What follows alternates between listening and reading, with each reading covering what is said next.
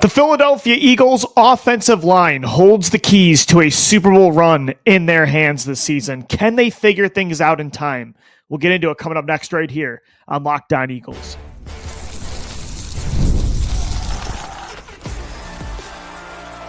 You are Locked On Eagles, your daily Philadelphia Eagles podcast, part of the Locked On Podcast Network, your team every day.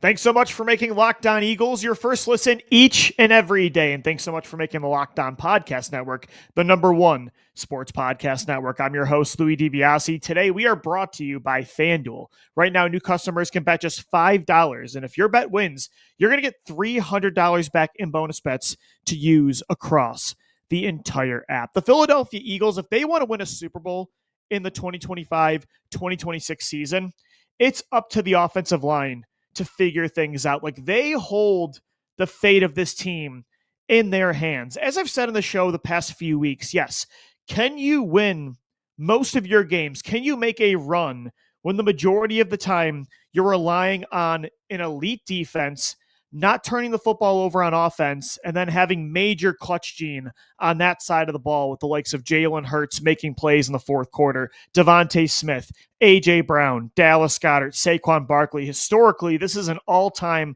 clutch offense. Can you win the majority of games that way?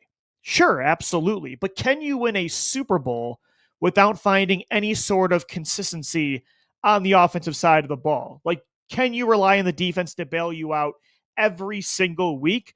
No, because as we saw after this Cowboys win, or I should say Cowboys loss, the win for Dallas, the defense wasn't able to hold a team under 20 points. They dealt with injury issues in the secondary. They're not going to always be able to bail you out time and time again. They can do it most times, but this offense's number will be called again in an important moment, whether it's at the end of the season to get the 1 seed or it's in a playoff game to get to the divisional round or the NFC Championship or the Super Bowl. They're going to need to be able to win because of this offense at certain times, at certain points this year, kind of like they needed to be winning them the football game last game in the fourth quarter against the Dallas Cowboys, and they were not able to do it. Why were they not able to do it? If this offense is going to figure things out, and you do win because of that side of the ball, what has to change? Well, for me, it's all about the offensive line. Like, Jalen Hurts has continued to talk about this unit finding their identity in 2025. He's been talking about it all season. Well, they have an identity. They've had an identity for, it feels like the last 3 eras of Eagles football.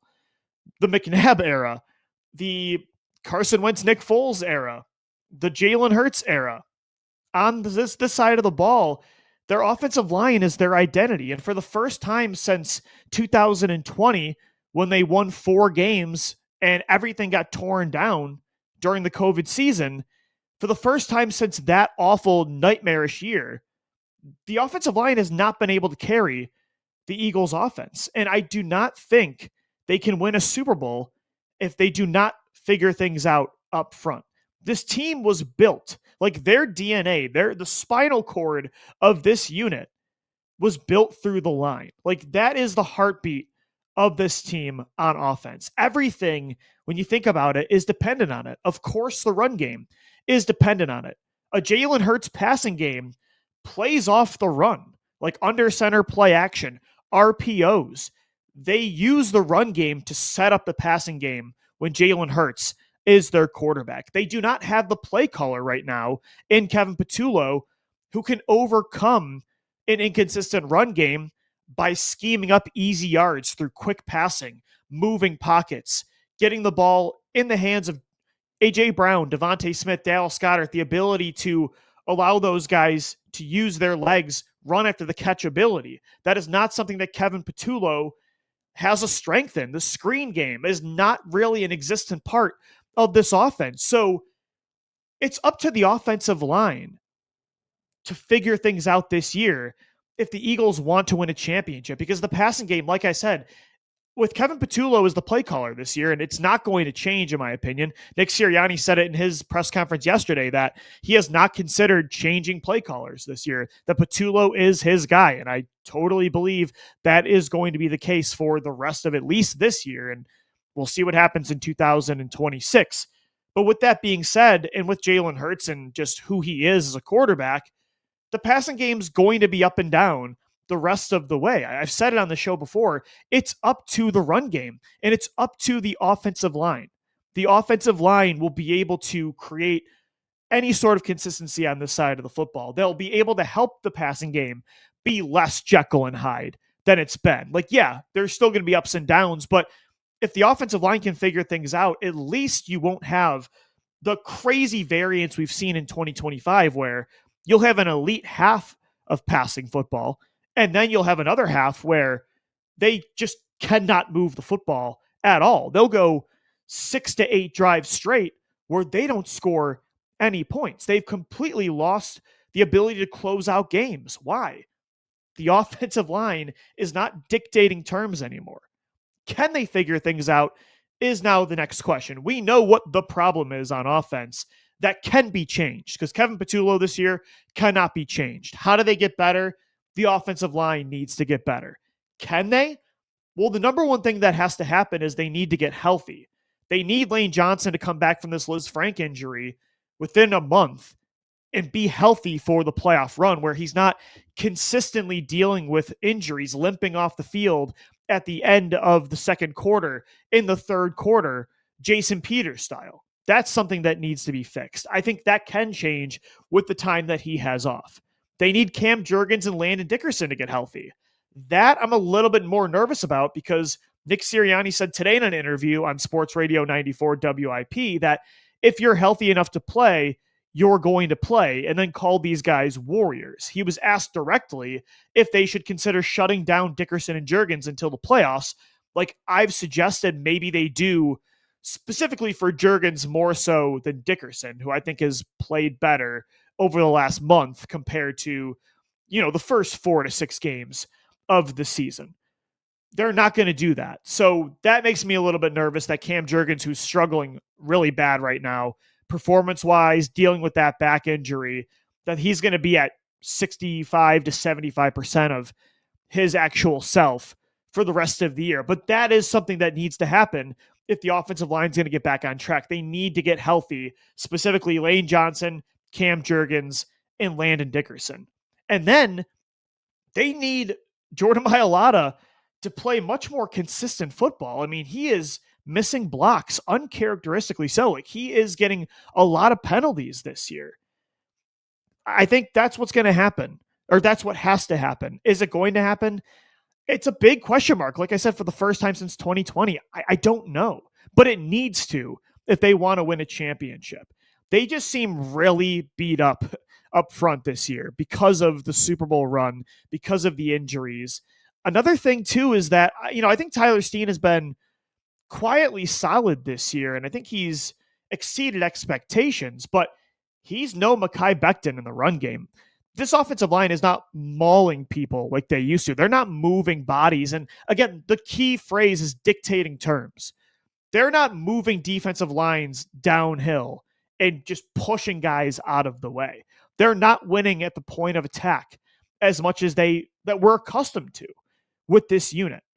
And so I don't know if it's going to get solved, but it has to if this offense wants to find consistency, because I don't believe Patullo is going to be able to overcome that. I overcompensate for that with the way he can generate quick passing yardage. Like that's just not something that's in his bag as a play caller.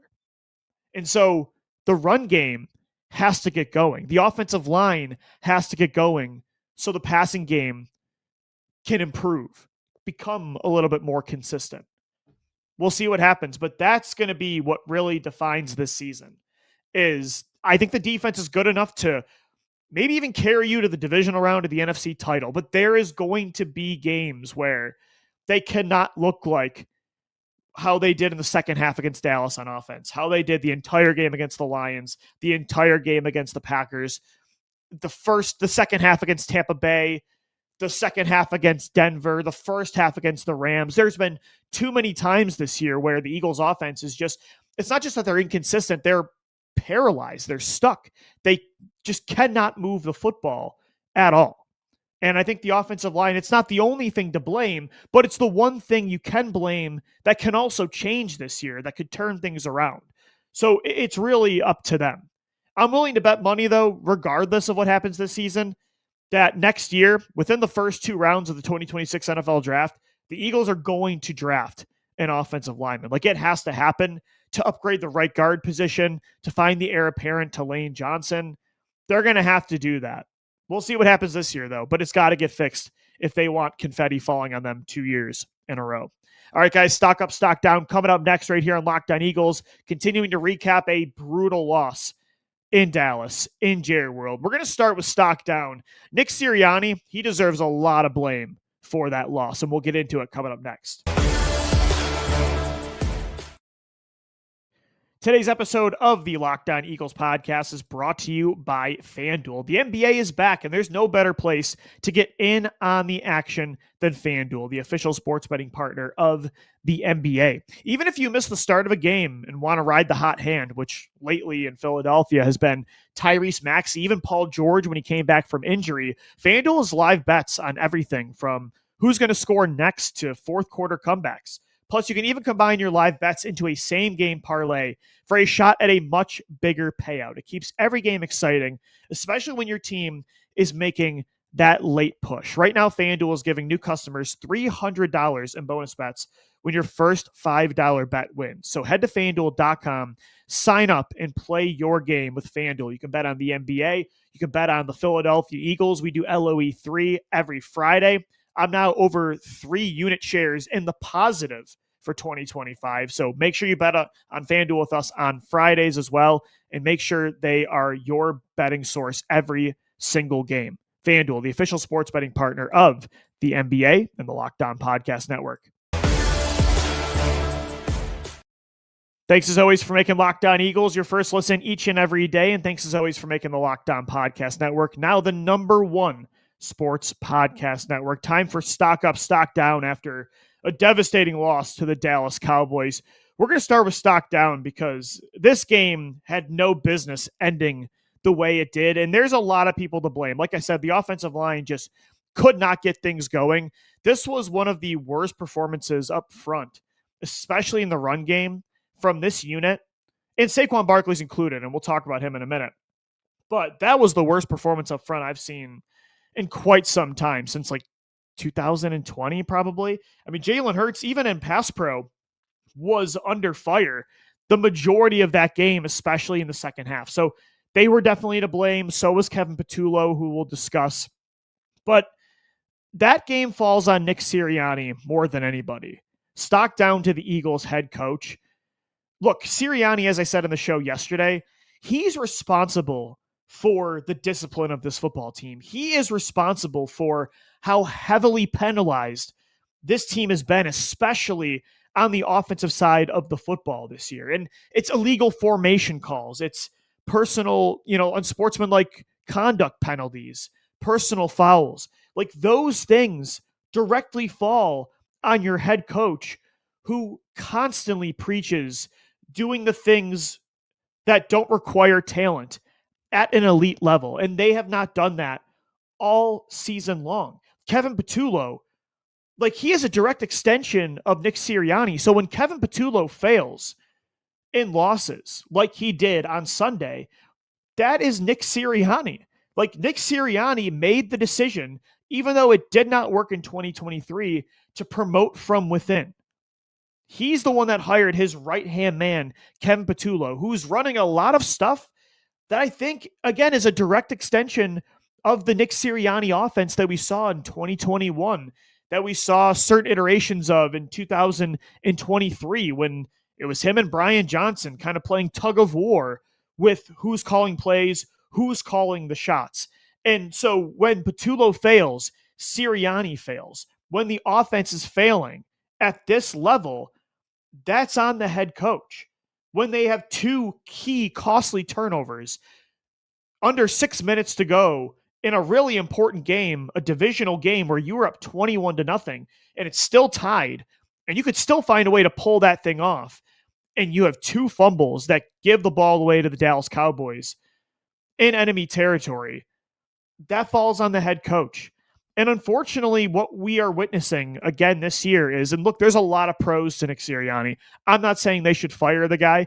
There's a lot of things I think that he does at an elite level as a head coach, but also there's a lot of weaknesses, or what's the right word? Like liabilities. There's restraints on your team. You're capped in certain areas when this style of coach is your head coach. It's the reality that you deal with, especially when you talk about play calling. When you have a Sirianni type as your head coach, you need to hit on that offensive coordinator position, that play caller position, almost on the yearly. And they're batting they're 1 of 3 now in the last 3 seasons. They hit on Kellen Moore, but they missed on Brian Johnson and they missed on Kevin Patullo. And that's, again, that reality is because of Sirianni and the fact that he was not able to become a good play caller. And he gave it up really quickly in his career in Philadelphia. He gave it up, 7 games into the season? It was when they were 2-5, right? That Lions game in 2021, 7 weeks into his head coaching career, he gave play calling to Shane Steichen. So Sirianni, what the Eagles have been dealing with since 2021, the musical chairs of play callers for Jalen Hurts, that's because Nick Sirianni failed initially to call plays and then never got better and never tried again. He gave up, and that's the problem. The Eagles hired Nick Sirianni. A main part of it, it wasn't like the only thing. I think a lot of what they liked was how young he was. They liked his hands-on player development kind of background. I think they liked the disciplinarian player coach balance that he had. He's a culture setter, but they hired him with the idea that he would be their long-term head coach, their long-term play caller at head coach. Jeffrey Lurie has always made that a part of his priority when hiring someone to run his organization. Andy Reid, he wanted him to call plays. Chip Kelly wanted him to call plays. Doug Peterson wanted him to call plays. Nick Sirianni, he wanted him to call plays. If you're not going to do that at a high level and you're going to give it to somebody else, you better be making the right decisions at that spot.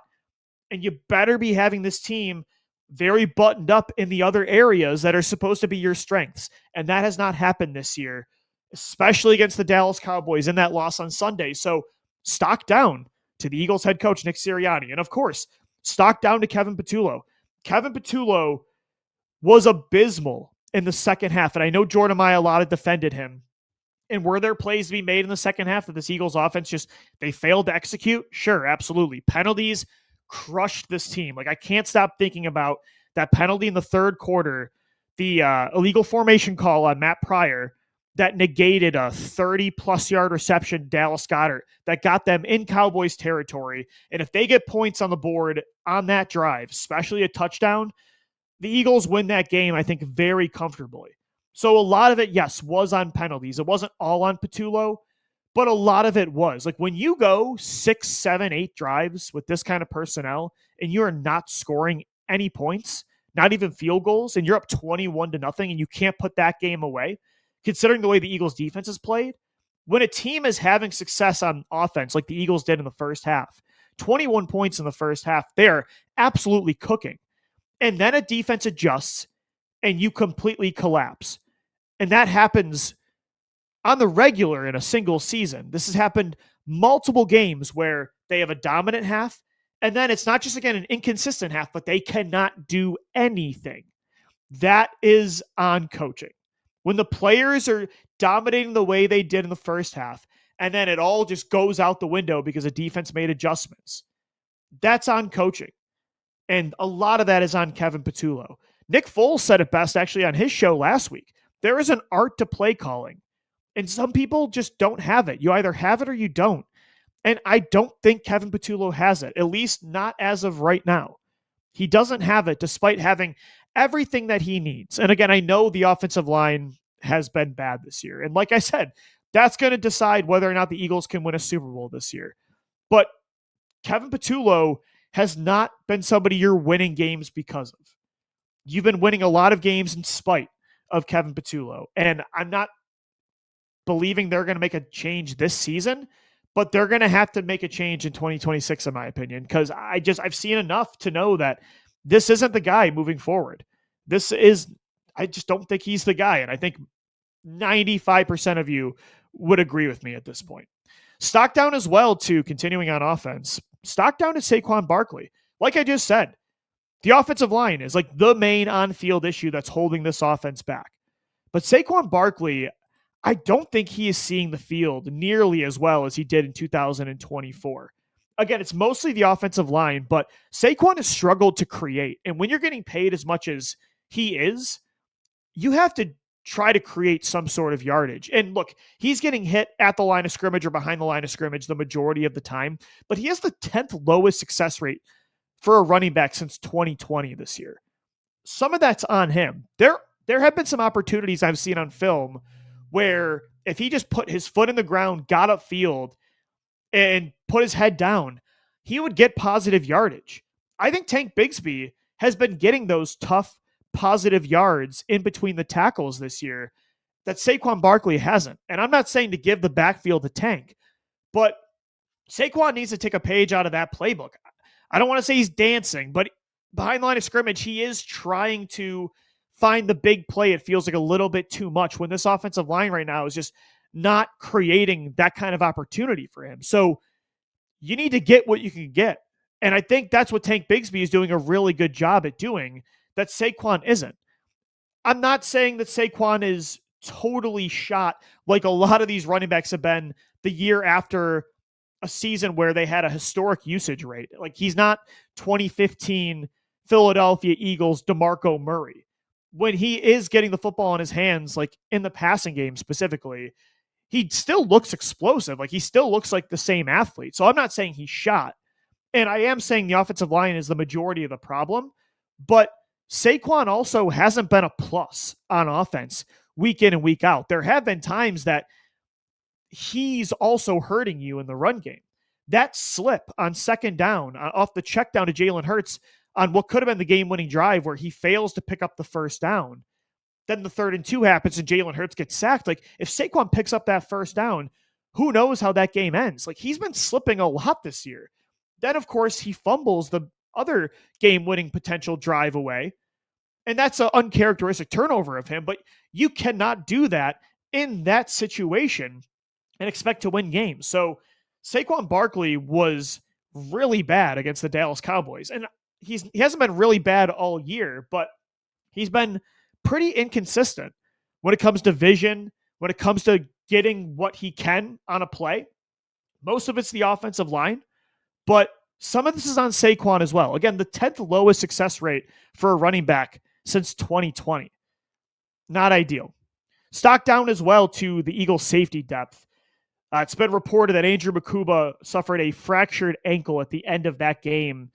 Likely going to miss the season. They didn't put a timetable on it. He could be back for the playoffs, but that's brutal. I think Makuba quietly has been playing really well, especially the last month of the year.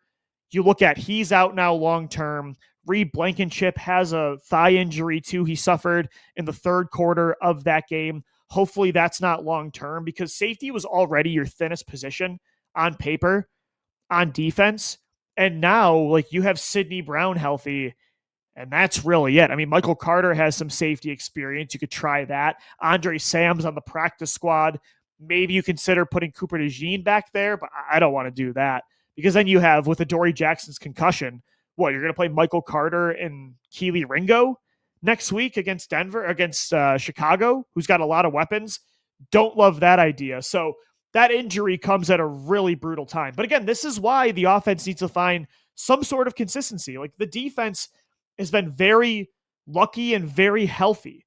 I don't want to say they've been lucky from a performance perspective, but from a luck perspective, like, yeah, they're young, but the fact that they haven't really suffered any crazy injuries on that side of the ball, it was only a matter of time before something like this was going to happen. So again, this is why they can bail you out the majority of the time, but this offense is going to have to carry their weight moving forward. It's not like they lost Drew Makuba or Quinyon Mitchell or Jalen Carter, but Drew Makuba and Reed Blankenship are huge reasons this team is so good at not allowing explosive plays on defense. Like they just don't allow it. And those two, deep fielders, MLB style, like those are important players. And Makuba's not going to be back probably until like maybe if they get to the divisional round or the NFC title. I don't know if he'll be back this year though at all. And that's a big loss. All right, guys, there have been some positives though that I noticed on the film from that Cowboys game that they can build off of, specifically when it comes to the big three of the passing game, Hurts, Brown, and Smith. We'll talk about that next as we wrap up this Tuesday edition of Locked On Eagles.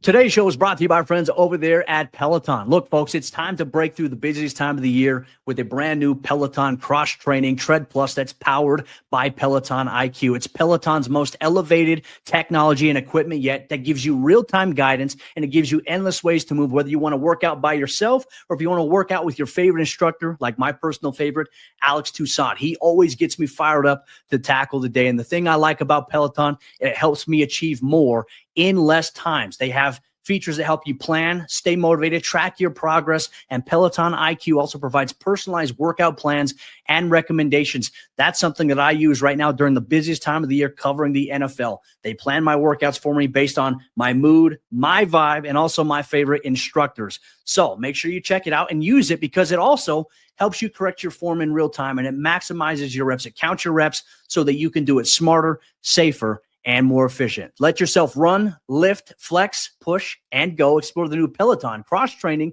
Tread Plus at onepeloton.com.